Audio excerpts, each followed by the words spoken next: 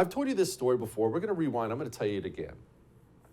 The story of Reserve Police Battalion 101. Now, what was that? Who were they?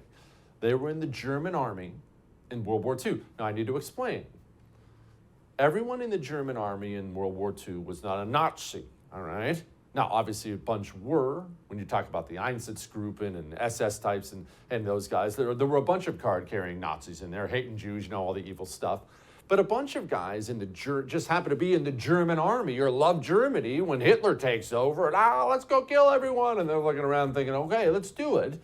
These guys, Reserve Police Battalion 101, well, not only were they not card-carrying Nazis, they weren't even full-time soldiers.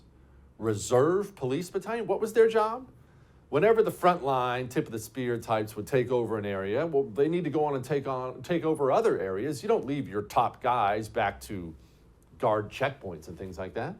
So you bring in reservists, guys who are basically civilians with some military training. These are all accountants, lawyers, shop owners, just normal dudes like you. So there was a battalion, 500 of them, in Poland. The SS types had moved on. So these, again, just overweight accountants, no big deal, in uniform. And they were told one day that they had to go into this village and they had to execute all the women. There was a Jewish village. They had to take all the men and march them off, slave labor. And then the women and children, they were going to take them out in the forest and shoot them all in the back of the head. Shoot them all in the back of the head. All right, so that's horrible, right? Now, the story goes, they did it. They ended up doing it. They walked in, these normal people just like you, people like me, and they committed a crime that you could never imagine doing. I could never imagine a child, a woman, crying, screaming, begging, mothers holding on to their children. Can you imagine? Women executed as they held on to their babies. Could you even imagine? What kind of a monster do you have to be? So that's the name. The moral of the story is people will follow orders, right? People will follow orders. And then they went on, after they got done with that village, it messed them up that night. They had nightmares, but eventually they were given orders to do it to another and another and another. By the end of the war, they enjoyed it. But that's not, for me, what has always been the main takeaway. Yes, it's a study of human nature, and we've talked about that a bunch. My part that I always marvel at this part was this. They're given the order, first time, go into that village, kill all those women and children. The commander is torn up by the order. He didn't want to do it, women and children.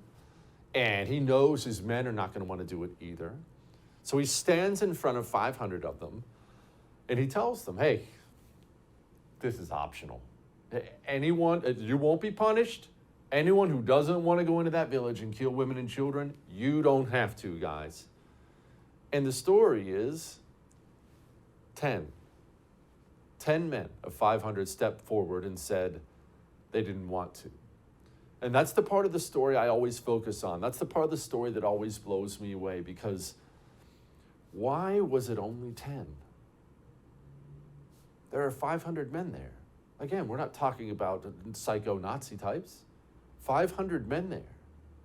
Why wasn't it 500 saying, no, sir, I won't? That's an unlawful order. And in fact, you better be real careful giving me that order again, sir. There was nothing. Yeah, all right, set aside 500. Okay, you're always going to be some sheep. We couldn't get 200? 300? Half? I mean, we couldn't get anything. We couldn't get 10%. 10 men in 500? I think about this a lot. Don't miss Jesse Kelly Breaks History, The Forgotten Genocide, the first episode of a new series available now exclusively for First TV supporters. Visit the First TV app or thefirsttv.com to subscribe and start watching today.